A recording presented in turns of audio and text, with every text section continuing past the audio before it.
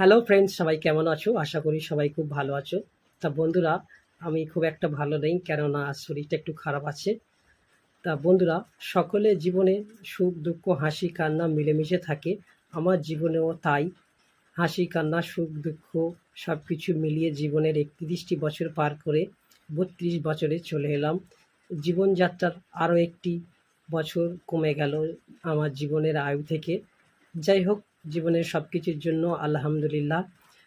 তা মহান রাব্বুল আলামিনের কাছে আমার একটাই চাওয়া পাওয়া, জীবনের বাকি দিনগুলো যাতে ঈমানের সাথে সত্যের পথে চলতে পারি, সাফল্য অর্জন করতে পারি এবং আগামী দিনগুলি যাতে আরও ভালো হয়, আরও শুভময় হয়, এই কামনা করি।